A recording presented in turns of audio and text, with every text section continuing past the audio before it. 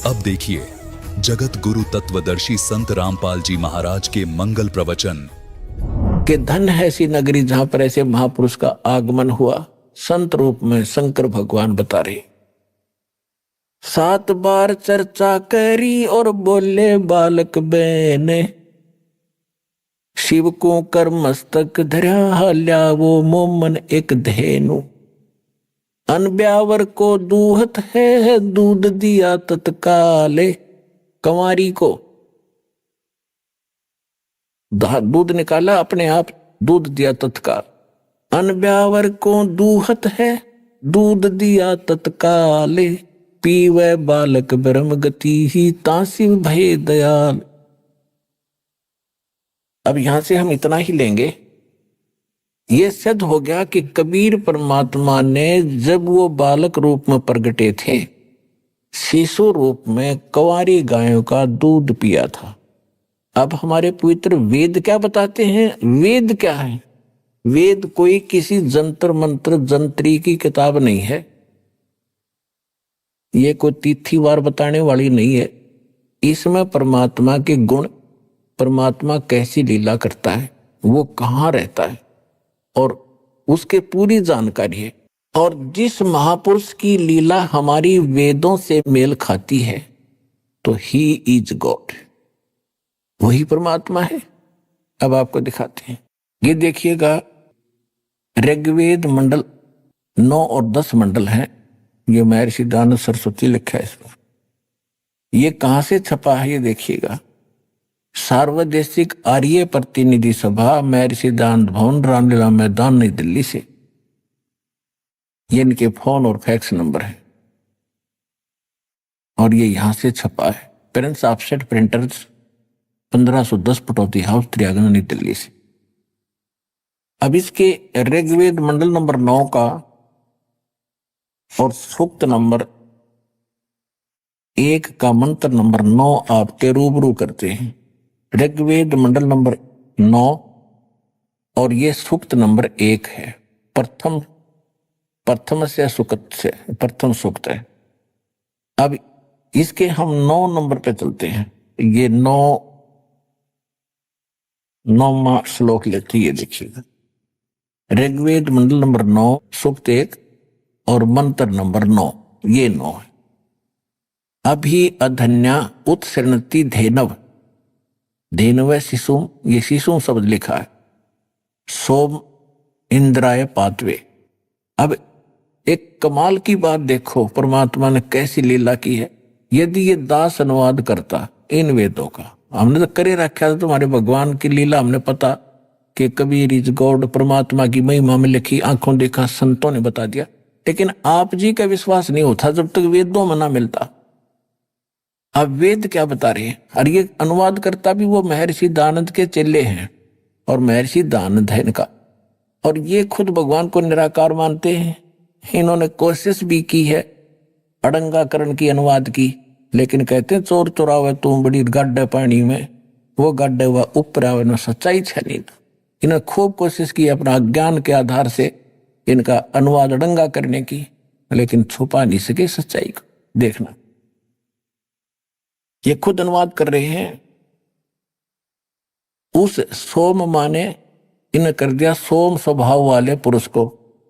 देखो कमाल के आदमी है ये। अब सोम माने परमात्मा, 6 जगह लिखे पाओगे। देखिए इसी 9वें अध्याय का 9वें मंडल का प्रथम मंत्र है ये वाला, और इसमें सोम शब्द है। ये सोम, इसमें सोम माने सोम स्वभाव परमात्मन, यानी सोम का अर्थ है परमात्मा, शीतल सर्व शांतिदायक परमात्मा। सोम माने चंद्रमा भी होता है, लेकिन यहां परमात्मा की महिमा चल रही है। सोम माने परमात्मा। तो यहां इन्होंने क्या डंगा कर दिया? ऋग्वेद मंडल नंबर 9 सूक्त 1 मंत्र 9 में सोम इम माने उस, सोम माने सोम स्वभाव वाले पुरुष को। हम कहेंगे उस सोम स्वभाव वाले परमात्मा को जो शिशु रूप में धारण करके कुमार अवस्था में अभी अधन्या, अभी माने सब प्रकार से, यानी पूर्ण रूपेण, अधन्या माने अहिंसनीय नहीं, अधन्या माने बिना धनाई, धेनो माने गौवे तृप्त करती है। बता, अभी ने खूब कोशिश कर ली बकवाद करने की, लेकिन छुपा नहीं सके। सीधा सा अर्थ है कि जब परमात्मा शिशु रूप, परमात्मा 3 प्रकार से लीला करता है।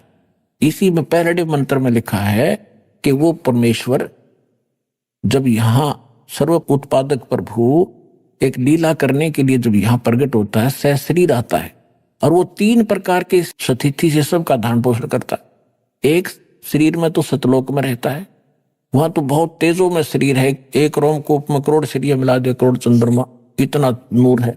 फिर हल्का तेजपुंज का रूप बनाकर वो 2 प्रकार से और लीला करता है। एक तो करता है शिशु रूप धारण करके, एक लीला प्रत्येक युग में ऐसी ही करता है, कमल के फूल पर प्रकट होता है तालाब के अंदर, जिस कारण से उसको नारायण भी कहा जाता है। नारायण माने जल के ऊपर आके विराजमान होने के कारण भगवान नारायण कहलाता है। और वहां से ये ऐसे निसंतान दंपति प्रत्येक युग में उनको उठा ले जाते हैं। वहां फिर वो लीला करता है, एक मनुष्य की तरह जीवन जीता है, ज्ञान प्रचार करता है। और दूसरी प्रकार का फिर वो कभी भी कहीं पर भी जिंदा महात्मा संत साधु का रूप धारण करके और आके प्रकट हो जाता है, अच्छी आत्माओं को ज्ञान देते हैं, उनको सतलोक ले जाते हैं, फिर अपने गवाह बना के छोड़ जाता है। इस प्रकार वो लीला करता है। तो जब वो शिशु रूप धारण करके वो परमात्मा लीला करने आता है, तो उस समय उनकी परवरिश की लीला, उस बालक रूप में प्रकट परमात्मा की परवरिश की लीला कंवारी गायों के द्वारा होती है। फिर देखो वेद क्या बता रहे हैं, उस सोम स्वभाव वाले पुरुष को यानी परमात्मा को, जो शिशु कुमार अवस्था में ही अभी यानी सब प्रकार से पूर्ण, अधन्या माने बिना धनाई, हमारे यहाँ देसी भाषा में जो गाय बिल्कुल ना ब्याई, गर्भ ना धारण किया, उसको क्या करें, अधन्या यानी बिना धनाई, उसने बैल ने टच नहीं किया। तो ये अभी अधन्या यानी कति भी टच ना करी हो, कंवारी गौ, धैन में माने गौवे, अभी माने सब प्रकार से, यहाँ पे लिख रहे हैं कुमार अवस्था में यानी बालकपन में सभी प्रकार से, अधन्या माने बिना धनाई यानी कंप्लीट कंवारी, धेनव माने गौवे तृप्त करती है, उनके पालन की लीला कुंवारी गायों से होती है। अब who is God? Kabir is God.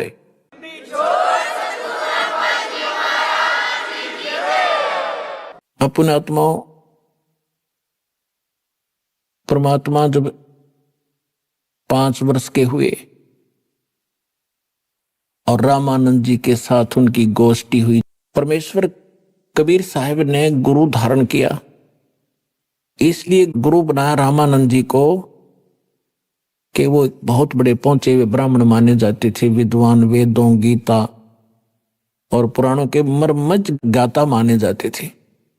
और उनको कख का पता नहीं था वेद और गीता के बारे में, संस्कृत जरूर गोट रखी थी, लेकिन नेक चलन के आदमी थे, निष्काम भाव से यानी वो ज्ञान प्रचार कर और करवा रहे थे। तो परमात्मा ने यह मर्यादा बनाए रखने के लिए कि गुरु बिन माला फेरते, उनका वचन है, गुरु बिन माला फेरते, गुरु बिन देते दान, गुरु बिन दोनों निष्फल हैं, चाहे पूछो वेद पुराण। अब परमात्मा यदि उस समय गुरु धारण नहीं करते स्वामी रामानंद जी को, तो अब जैसे ये शिवदयाल जी है राधा स्वामी वाले, राधा स्वामी पंथ के प्रवर्तक, जहां से ये पंथ चला है राधा स्वामी, फिर उससे निकला सच्चा सौदा सरसार, ये सारे, उनका जो मुखिया था उसका कोई गुरु नहीं था। तो आज आम व्यक्ति ये कह देता कि कबीर साहब ने कौन सा गुरु बनाया था, क्या जरूरत है गुरु की। और शिवदयाल जी के बारे में आपको दिखाई दिया कि वो तो भूत बने, प्रेत बने, तो खाक मुक्ति हुई उसकी। जब एक हेड ऑफ द डिपार्टमेंट यानी पंथ का प्रवर्तक भूत बन गया, तो आगे अन्य क्या बनेंगे उस साधना से। इसमें बार बार कहने की आवश्यकता नहीं, बुद्धिमान को संकेत काफी है।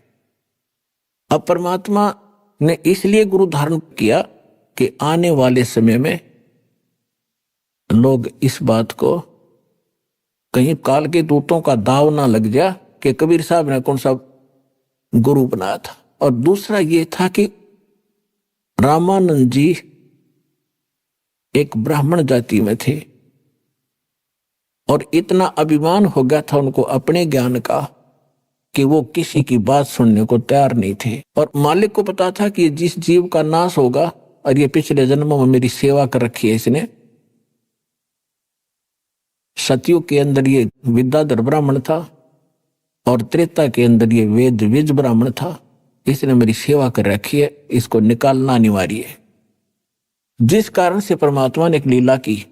जब वो 5 वर्ष के हो गए, एक 2.5 वर्ष के बालक का रूप धारण किया और स्वामी रामानंद जी प्रतिदिन स्नान करने के लिए जाया करते थे गंगा घाट पे, पंचगंगा घाट, जहां पर ये ब्राह्मण लोग विशेषकर स्नान कराया करते थे।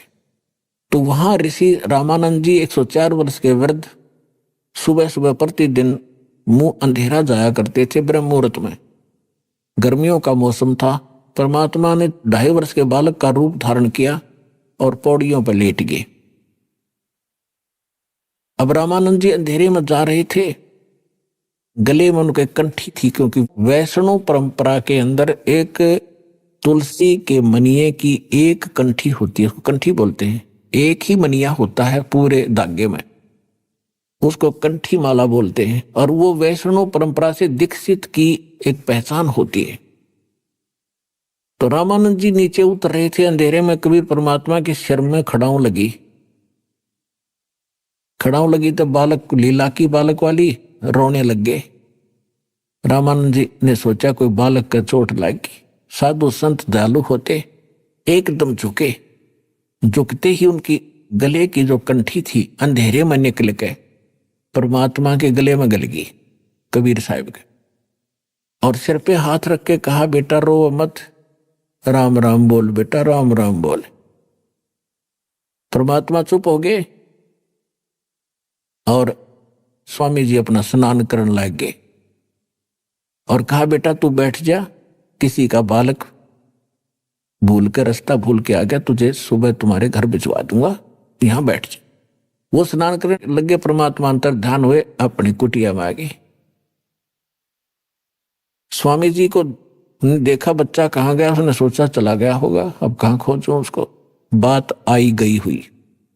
कुछ दिनों के बाद स्वामी रामानंद जी का एक शिष्य विवेकानंद कोई सत्संग कर रहा था, श्री विष्णु जी की कथा सुना रहा था। सैकड़ों श्रोता बैठे थे, परमात्मा भी जा बैठे वहां पर। उस दिन परमात्मा ने, जैसे वैष्णव परंपरा से दीक्षित व्यक्ति होते हैं, ऐसे एक लंबा सा तो तिलक लगाते, नाक पर कड़ पूरा, और एक कंठी माला पहन लेते हैं। तो वहां जाकर बैठ गए। सुना रहा था प्रवचन के, ब्रह्मा विष्णु महेश अजरो अमर है, ब्रह्मा जी की तो आयु है, विष्णु और शंकर अजरो अमर है, ऐसे ऐसे। तो परमात्मा ने खड़ा होकर कहा कि स्वामी जी, मेरा एक शंका है, समाधान कीजिए। विवेकानंद जी ने कहा कि बोलो बच्चा, बोलो क्या शंका है। आप कहते हो कि ब्रह्मा विष्णु महेश अजरो अमर हैं, क्या इनके माता पिता भी हैं? कौन ब्रह्मा का पिता है, कौन विष्णु की मां, शंकर का दादा कौन है, पंडित जी दे बता। अब यहाँ के सारे फेल हैं, कि दादरो अमर है, सविनाशी है, इनके कोई माता पिता नहीं है, तरह से लीला करते हैं। तब परमात्मा ने कहा कि मैंने एक दिन शिव पुराण सुना था, एक ब्राह्मण पढ़ा था, और उसकी रुद्र संहिता में लिखा हुआ है कि काल रूपी ब्रह्म से और शिवा के संयोग से विष्णु जी की उत्पत्ति हुई, ऐसे ब्रह्मा जी की भी उत्पत्ति हुई। आप कहते हो स्वामी जी की कोई माता पिता नहीं है। अब उसके पैरों के नीचे की जमीन निकल गई, सामने बेइज्जती हो रही, क्यों बड़ा विद्वान पाक गया था। तो उसने कहा कि तूने कैसे पढ़ा पुराणों को? परमात्मा बोले, मैंने पढ़ा नहीं, मैं कहता हूं मैंने सुना। कि झूठ बोलता है, तो कहीं से दीक्षा प्राप्त है क्या, तेने तिलक वगैरह लगा रखा है? कहां जी दीक्षा प्राप्त हूं। कहां से? विवेकानंद ने पूछा, कहां से दीक्षा प्राप्त है? कि जहां से आप हो वहीं से मैं हूं। मैं हूं? आप कौन हैं, किस जाति से हैं? परमात्मा तो बोले नहीं, उससे पहले श्रोता ही कहने लगे कि नीरू का लड़का है, धानक का, जुल्हाई का। तो विवेकानंद को मौका मिल गया, कहने लगा देखो रे लोगों कितना झूठा है, कितना कपटी व्यक्ति है, बच्चा है ये झूठ बोल रहा है, कह रहा है कि मैंने स्वामी रामानंद जी से दीक्षा ले रखी है, मेरे गुरु से। वो तो इन शूद्रों को निकट भी नहीं बैठने देता, इनकी शकल भी नहीं देखता, पर्दे के पीछे से बातें करता है। यानी उस विषय को चेंज कर दिया जो भगवान ने सच्ची बताई थी। और कहने लगा देखना अब गुरुजी को जाके बताता हूं, इसने हमारी बेइज्जती कर दी सभा के अंदर, और कह रहा है कि एक धानक के पुत्र को और हमारे गुरुदेव ने दीक्षा दे रखी है, तो उन्हें बेइज्जती कर दी, इंसल्ट कर दी। अब वो उठकर चले गए, परमात्मा आगे अपनी कुटिया में माता पिता के घर पे। मुंह बोले माता पिता जो थे।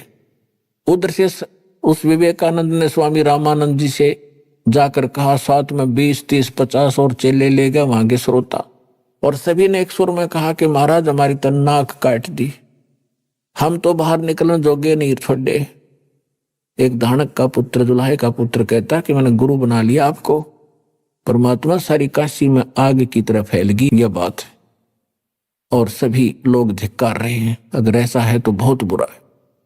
तो रामानंद जी ने कहा कि वो झूठ बोलता है, मैंने कि उसको दीक्षा नहीं दी, उसको लाओ सुबह पकड़कर सबको बुला ले, सबके सामने कह दूंगा। विवेकानंद ने तो सबको बुला लिया, हजारों आदमी इकट्ठे कर लिए कि भाई झूठ बोल रहा था, देखियो गुरुजी धमकावेंगे।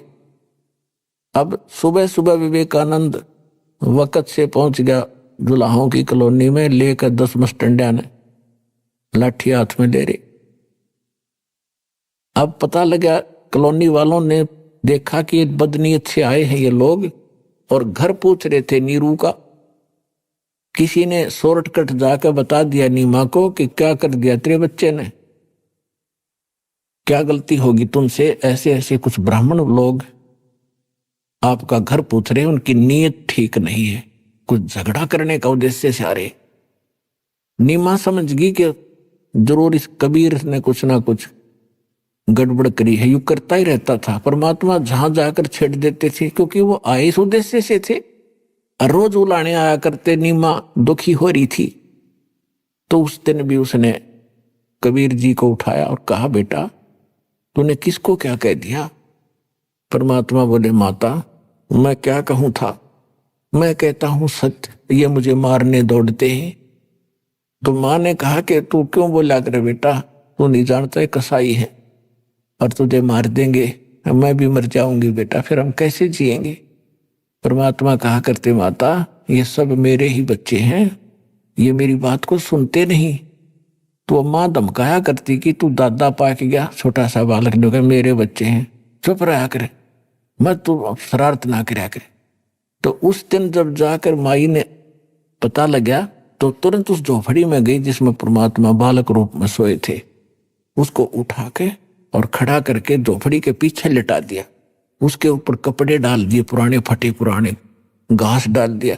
बेटा बोलना मत, कोई निकम्मा आदमी आ रहा है तुझे पीटने के लिए। उनको शक था शायद इसी कारण से आ रहे होंगे। उन्होंने आते ही पूछा कि कहाँ तेरा बेटा, कहाँ है, कहाँ वो कबीर।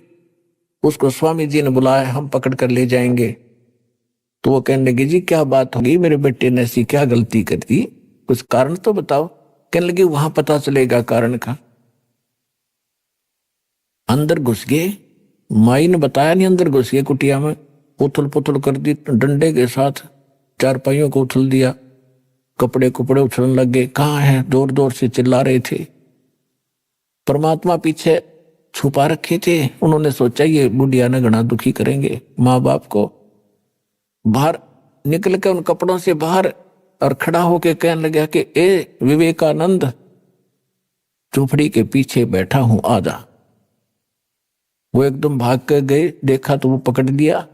अब माता ने सोचा मैं बचाऊं, अपने बच्चे का बचाव करूं। बच्चे की बांह पकड़ दी, लिपट गई, उसको डंडों से पीट पीट कर मूर्छित कर दिया।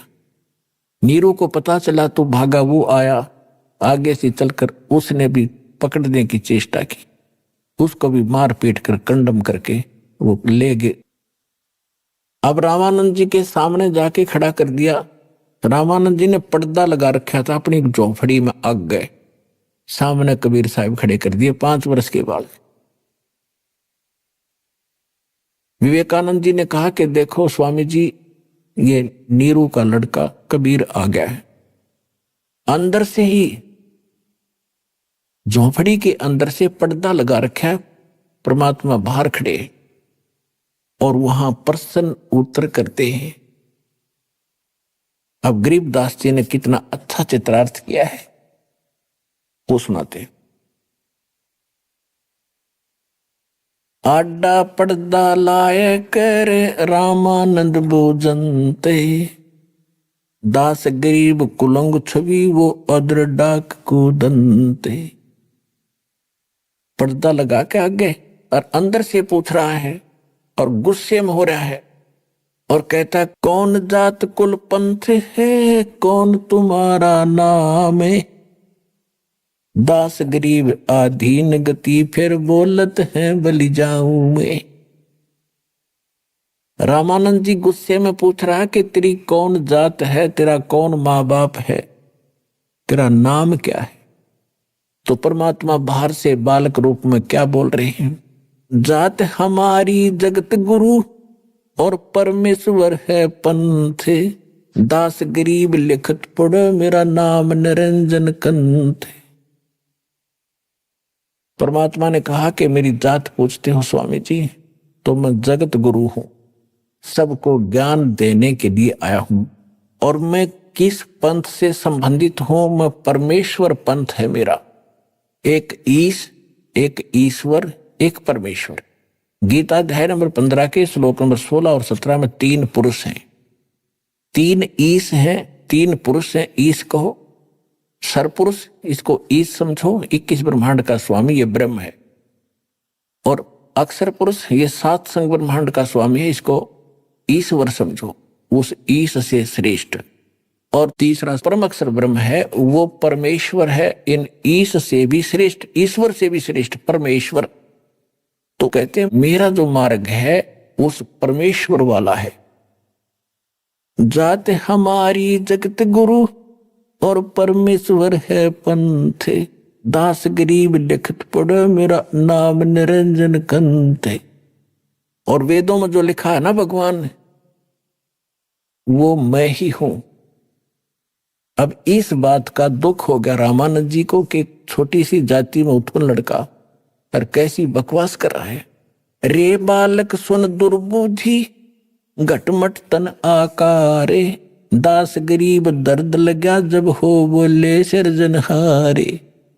परमात्मा ने अपने आप को परमात्मा कह दिया तो रामानंद जी का घना दुख हो गया। कहने लगा, रे बालक सुन दुर्बुद्धि, ए बुद्धि भ्रष्ट बालक। और रामानंद जी भगवान को कैसा मानते थे, जैसे आपका और हमारी बुद्धि का सतर था, ऐसा ही इन विद्वानों का सतर था।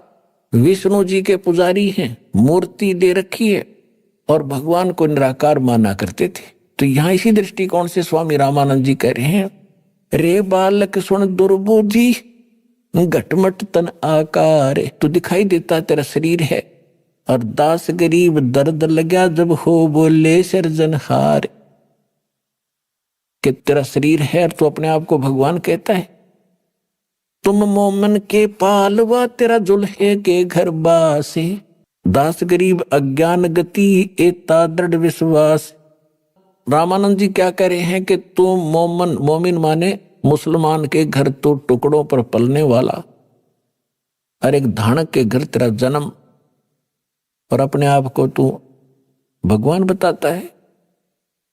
मान बड़ाई छोड़े कर बोलो बालक बहने, दास गरीब अदम मुखी एता तुम गठ फैने। तरक तलु से बोलते रामानंद सुरज्ञाने, दास गरीब कुजात है ये आखिर नीच निदान। रामानंद जी कितनी ओछी गालियों पर उतराया कि ये कुजात है। कुजात माने इसकी जात का नहीं पता, ये पढ़ा मिला था कहीं पर, और ये बोल ऐसी ऊंची ऊंची बात कर रहा है।